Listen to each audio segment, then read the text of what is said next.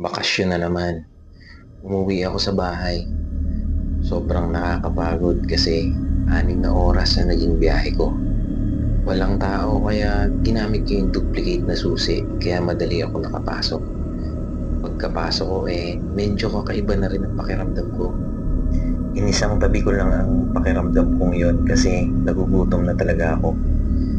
Gusto kong magsaing tapos bibili na lang ako ng ulam sa labas. Lumakad ako sa kusina, dala-dala ang kaldero na may lamang bigas kasi huhugasan ko. Nang biglang may dumaan na anino sa harapan ko. Sobra akong nagulat at nabitawan ko ang kalderong hawak ko. Sa takot ko tumakbo ako palabas ng bahay at tinawagan ko ang mga magulang ko. Hindi ako pumasok sa bahay hanggat hindi sila dumarating.